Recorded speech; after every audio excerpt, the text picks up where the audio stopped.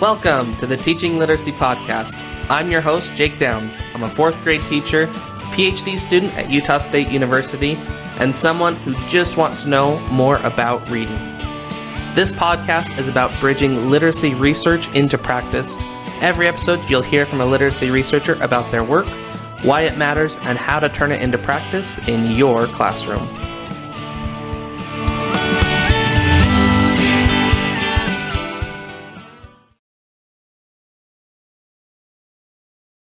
Thank you for joining us. This is episode 7 of the Teaching Literacy Podcast. I'm your host, Jake Downs, and I'm very excited about today's episode. Today I talk with Dr. Chenyi Zhang about 6 best practices on how to integrate morning meeting with writing for preschool age students. It's a fantastic conversation, lots of great takeaways, and even food for thought for those that might not be preschool age teachers. Before we get to that, though, I want to spend a second talking about what we're doing here on the Teaching Literacy Podcast. My goal is to make this place a fantastic resource for us to talk about ways to bridge literacy research into practice. And there's so much great literacy research going on out there right now. My goal is to be able to find those that are doing it and bring them to you. So thank you for joining us. We're on Stitcher, we're on iTunes. Make sure to leave a review there. We're also on YouTube. YouTube seems to be where we're getting the most views and likes over there, so that's fantastic. If you're a teacher that you've listened to the Teaching Literacy Podcast and you've found benefit from the show, please email me at teachingliteracypodcast@gmail.com. I would love to hear from you. So without further ado, let's get on to today's episode. Again, my interviewee's name is Dr. Chenyi Zhang, and he's an assistant professor of early childhood and elementary education at Georgia State University. He also does work with the Urban Child Study Center that's located at Georgia State University.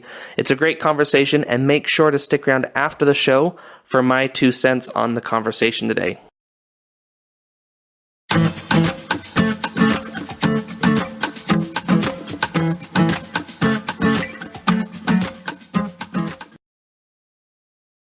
Dr. Chenyi Zhang, welcome to the Teaching Literacy Podcast. Well, thank you. I'm very happy to be here. So your research looks at writing in the early childhood years. Will you just define for us what early childhood means within the scope of your research? So pretty much you can think about it as an infant, toddler, preschool, pre-K age. And we also do some research on the transition from pre-kindergarten years to kindergarten. So like the very first year of elementary school. So I'm curious, what got you interested looking at merging or taking a look at writing instruction in the early childhood years? Yeah, sure. And I think the very fundamental question we have to start with is, the concept of writing. So when you say writing seems too advanced for young children, I think you probably only think about writing as composing, which means writing sentences in print and express ideas, which is kind of advanced for young children. But when you think about writing, also involves the basics of writing letters, writing letter based on letter sound, and writing word based on phonological knowledge. So that's something that children can learn. Actually, the recent, Educator's Guide published by Department of Education Clearinghouse highly recommend teachers to use writing activities to promote early reading skill. So writing activity is meaningful activities for teachers to provide in early childhood setting. Also, when we think about writing, we shouldn't just narrowly define it as handwriting skill, which means whether or not children can write recognizable letter without identify the property of letters, and focus on whether or not the formation of letter looks neat. Those are just examples of handwriting skills. The fundamentals and essential part of writing is whether or not children can use writing to express ideas, which means even if children cannot write a sentence, but they can write in their mind and say it out loud logically related story. So that's actually considered as early composing. So when we think about early writing in early childhood setting, it is really about how we promote children's understanding about writing as a communication tool. At the same time, that writing can be used in a meaningful way. And that's why I start looking at different activity contexts in a typical early childhood classroom to see where children can actually use writing in their activity and in the interaction with teachers, and how teachers can model writing and support children's writing enactment or writing action in a meaningful way. So talk to us about morning meeting. A lot of listeners are probably familiar with morning meeting, but give us a quick review of morning meeting. How prevalent is it around in early childhood classrooms? And then how long does a morning meeting typically last?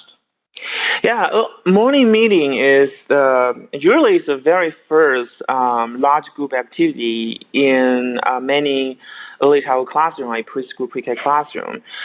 Usually teachers will get children together and talk about the daily schedule, and then they go through a set of routinized activity like checking weather, checking calendar days, and also checking like who is the daily helper, what's going to happen, and what we're going to eat for meals.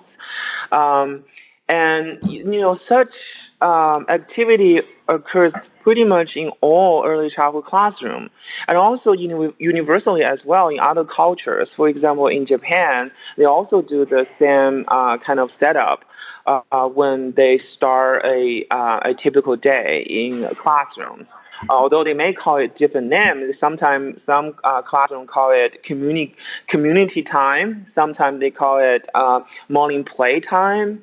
Sometimes they call it morning carpet time. But they all follow the same structure that a large group of kids, like so all children in the classroom, get together and complete a set of a routinized activity every day.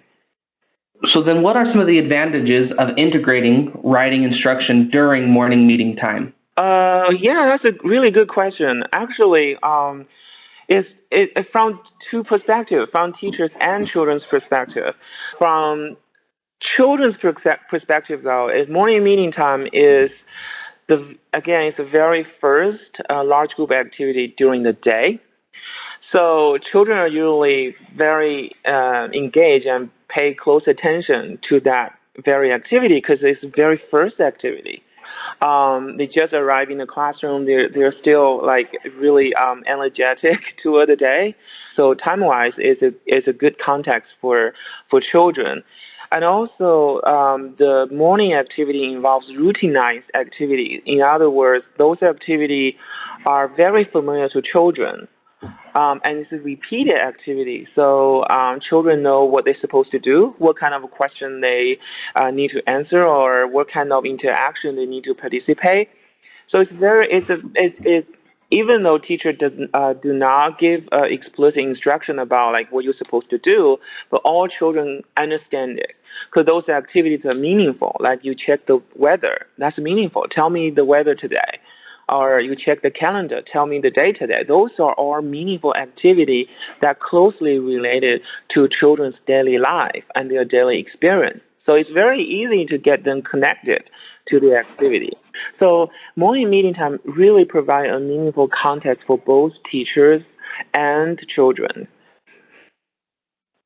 So you give 6 ideas of ways that a teacher can integrate writing into morning meeting. Let's start with the first 3. So you mentioned having writing materials handy, sharing the pen, and writing with the pen. Can you elaborate on those 3? Well, the first thing is having the material ready is what we notice is in some centers, even if they prepare writing materials, and they create a wonderful writing centers, but those writing materials and writing center kind of stay far away from the large group area. I think one of the reasons is many teachers consider writing as a quiet activity, and usually they have a morning meeting time on the carpet.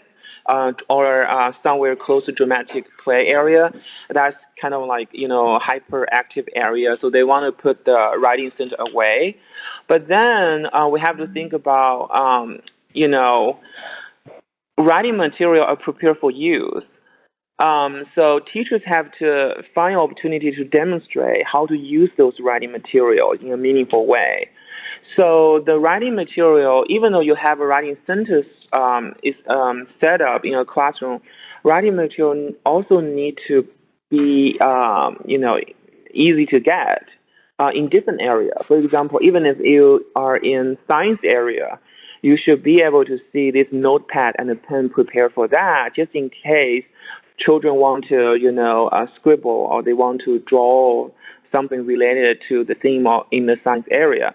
Similarly, in the dramatic area, we also want to prepare some material there. Probably not a whole lot, but like markers, basic material like markers, papers, notepad over there. So when teachers are leading the activity, she or he can just easily get the material and easily start writing and easily explain to children saying like, oh, I'm going to write something right here to get children's attention to this. And then when we say share the pen, it's, during the time of modeling, we also need to actively invite children to participate into the writing process. So one thing is some teachers, when they prepare, they have a daily message prepared every day. They write a very good sentence on the whiteboard. But the limitation of that is they kind of write it by themselves. They don't invite children to participate into the writing process. What we can do is, in front of children, we can write together. We can say, oh, I'm going to write, we all feel good today. Do you know how to write it? Yeah, you don't, pay attention to what I am writing right now. I'm going to write from left to right. We are going to be good today, So the teacher's writing a sentence on the whiteboard at the same time, call children's attention to the writing process and explain the writing process in an explicit way from left to right, and then explain probably the vocabulary and letters in the sentence. And then invite children to write part of it. Like when she finished We Are, and then she say, oh, can anyone write good? Anyone know how to write good? Yes, and then she can invite one child to come to the board and write with her. Or she can invite children to do air spelling. So children can move their fingers in the air, okay, to write the first letter of good, right? Letter G, how to write G in the air. Show me your finger. Show me how you write G in the air. So that's also the opportunity for teachers to get children involved into the writing process and catch children's interest in this teacher-child interactions of writing.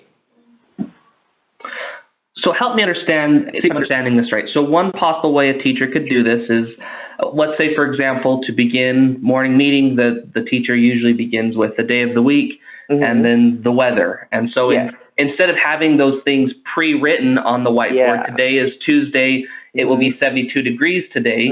The morning meeting starts with a blank whiteboard, and the teacher can go up and model that writing. Yes, that's right. So we want to promote the interaction because in educational research, or when we think about the teaching effectiveness, the quality of interaction matters the most. It's really not about what kind of activity you provide. It's whether you give children opportunity to experience and use the skill, and you provide support through interacting with children. So the quality of the interaction matters the most.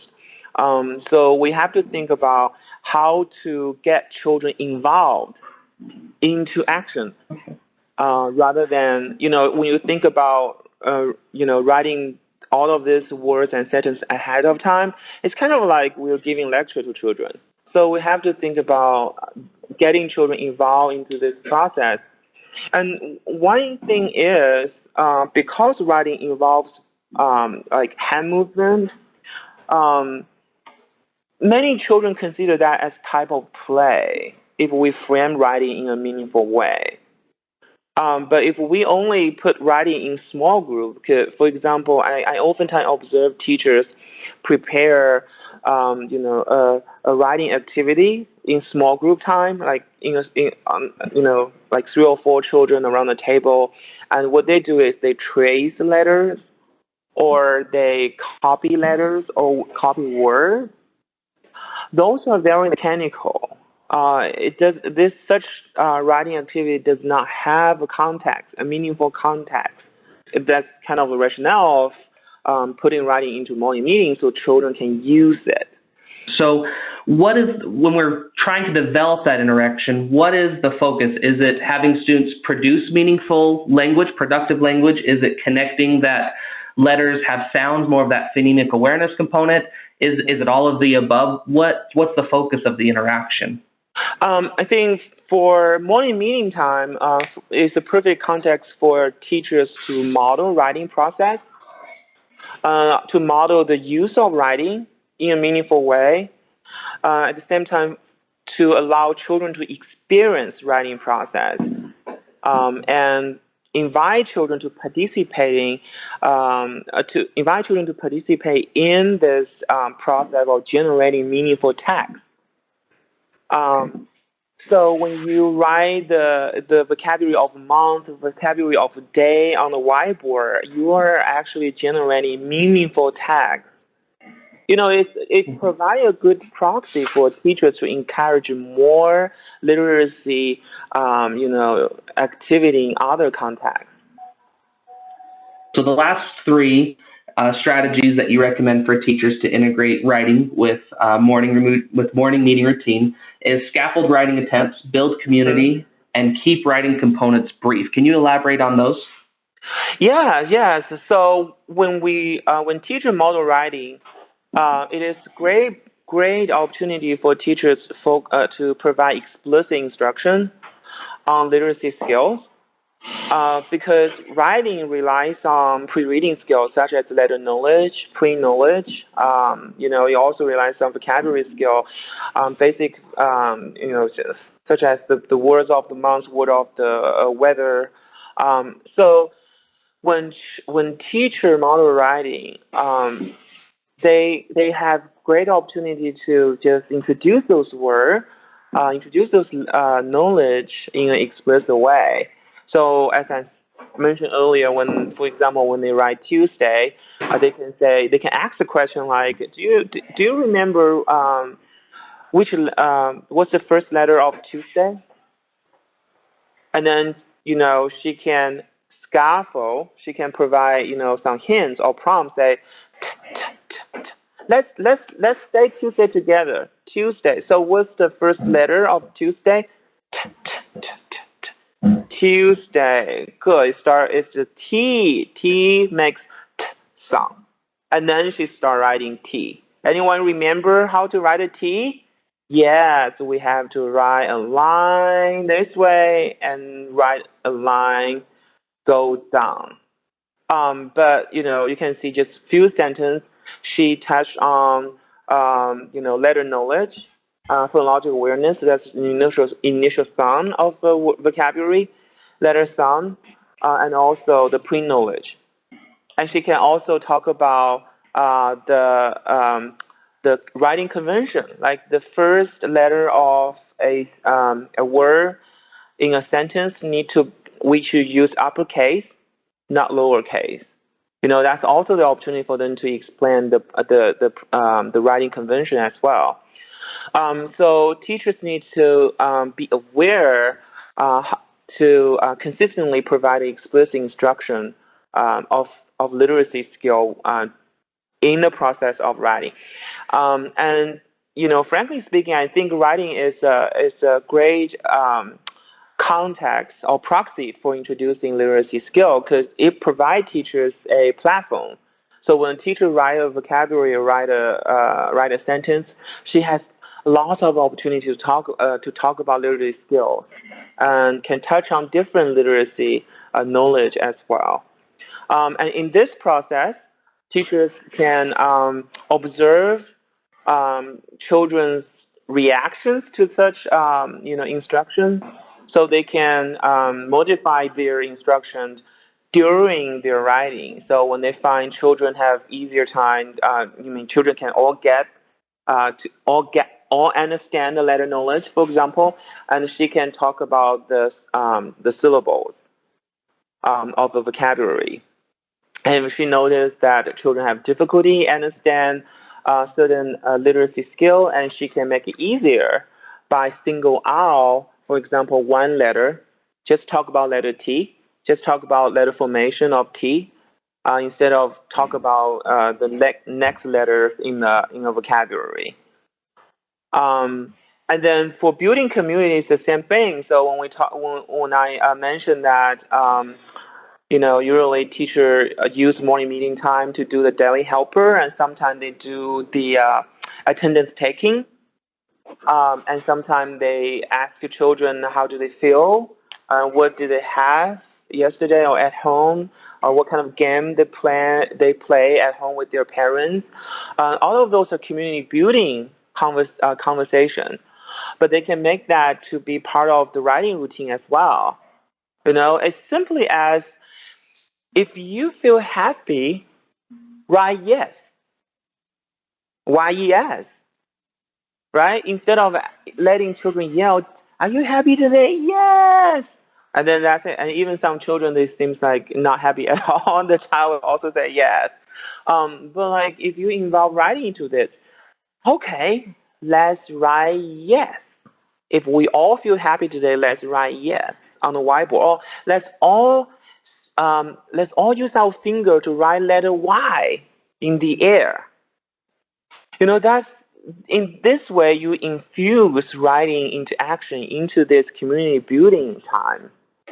And that also becomes meaningful for children to understand the importance of having a great community. At the same time, they experience writing in a meaningful way. The last one we're going to talk about is short and brief. Means teachers do not need to wait for children. So, for example, when we say, like, let's write Y in the air, she doesn't need to wait till everyone can write a Y in the air. She can keep on moving. The thing is, we have to understand the morning meeting time still is a time for complete routinized activities, or focus on children's experience outside of the classrooms. It's not a structured learning time such as book reading. It's not a structured learning time like a small table, like teacher prepare all of these materials, and all of those activity with clear teaching objectives. So the morning meeting time still need to be framed within within the or considered as a routine activity. That's for children to experience. So we have to make the writing component brief and easy to do, so that we can encourage children to do more. What advice would you give to a teacher that's interested in integrating writing with morning meeting routines? Yeah, I think teachers really have to reflect on their existing routine, and then teachers have to think about, as I just mentioned earlier, teachers, they're the boss of the classroom. So I think it's totally okay for teachers choose the routine activity they like to do first, and they find easier to do first, and then start modifying those activities to include writing components. So if teachers find, introducing calendar is talking about calendar is very easy to do every day, and then just start with that. Try to, instead of pointing to the calendar, or pre-write all of those calendar words. Start with writing calendars on the whiteboard with children, and introduce those literacy skills of the letters in the words or the sound of the first letter in the word, and then model writing these words to children just during the calendar time, and then just on the calendar time. That's it. So do not modify everything from the beginning, because this is a process of introducing the expectations of learning to children. So for many children, at the very beginning of the semester, they need time to understand what they expect to do in the morning meeting time. So when you introduce one activity that involves writing, gradually they know, okay, so the moment teacher asks me to the carpet, sit on the carpet, and the moment we start talking about the calendar, we need to write. Okay, that's kind of expectation. So when you start with one easy activity, and kind of get children understand the rules, start from there, and children will spontaneously participate the writing activities later on. Last question: what do you think makes a great teacher? For me, I think a great teacher should focus on developing personal relationship with each child, focus on individual children's needs, and provide support accordingly. Provide positive feedback, provide guidance, and in a constructive way.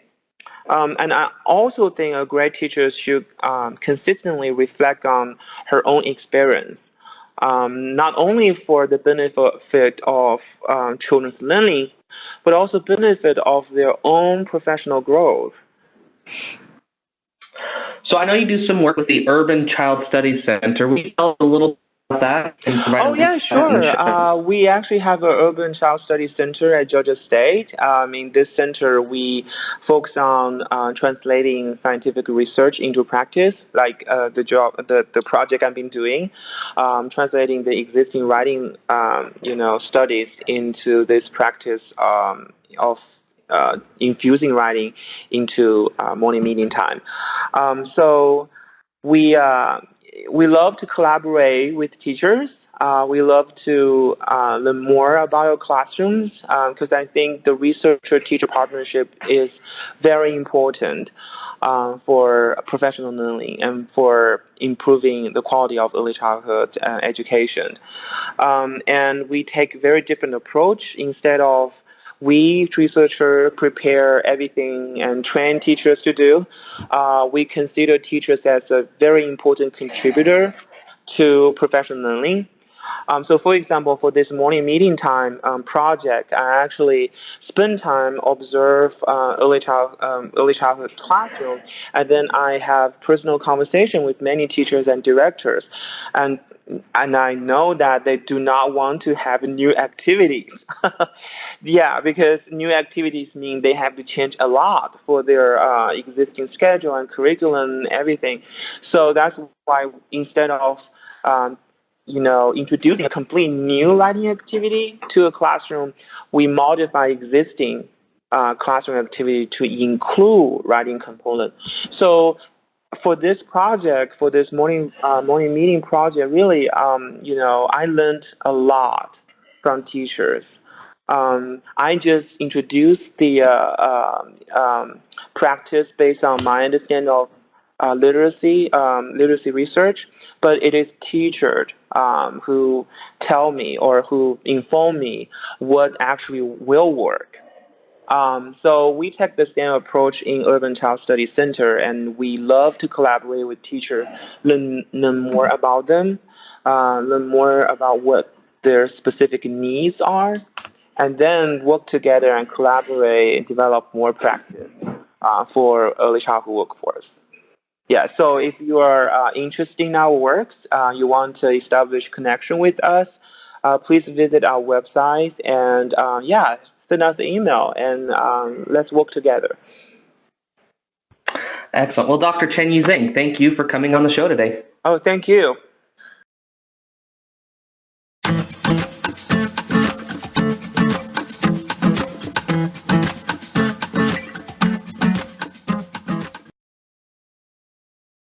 A great big thank you to Dr. Chenyi Zhang for joining us on the show today. I had a fantastic conversation.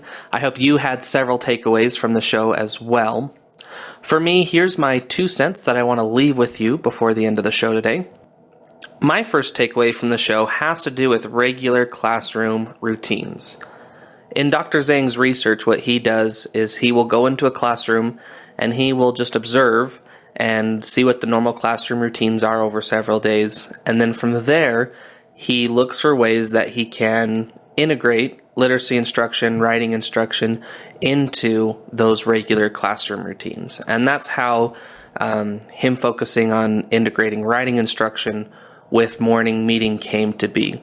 I think that's a great message for all of us literacy educators, is that in our classrooms there are routines that we do every single day, that they're fairly similar across days, and it's a process that we do where we're learning, and obviously it looks different in the younger grades where you might be having a morning meeting versus the older grades. But the concept remains the same, that if we can find those classroom routines that we're doing the same day after day and find ways to integrate reading and writing instruction into it, we can be providing an authentic context for students to have a little bit more rigor and literacy and writing instruction in their day. And notice when Dr. Zhang was talking, this wasn't the only writing instruction that these students were receiving. This was just a supplement to the regular writing instruction that they were using, but as a way to use it in an authentic context with meaningful outcomes, and even in a sort of playful way where the students are being able to, write with their fingers in the air or being able to share the pen and things of that nature. So I love the idea of finding those regular classroom routines and integrating them with literacy and writing. My second big takeaway from the episode has to do with the connection between reading and writing. We all know that there's that big connection and that doing both in an integrated way is so important. But I loved the way that Dr. Zhang explained it, where he was able to show that when the teacher and the students were having this shared writing experience, the teacher can take those opportunities during the writing experience to hit on things like concepts of print, phonemic awareness, and even some phonics instruction. So then the students are receiving writing practice, but they're also receiving some literacy practice as well to help firm up those literacy skills. And so attending to that connection between reading and writing, I think, is important across all the grades, but especially in those younger grades where everything is so formative and so new. Showing how the reading and writing are so connected, I think, is very beneficial to the students and is, again, really maximizing your time during that morning meeting. That is all I have for you today on the podcast. I so appreciate you joining me here and supporting in what we're trying to do. If this is a podcast that you're enjoying, please leave us a review on Stitcher or on iTunes. Please share this with a colleague. And you can always feel free to drop me a line at teachingliteracypodcast@gmail.com. I would love to hear from you. Thank you for supporting the show, and tune in next week for another fantastic episode on bridging literacy research into practice.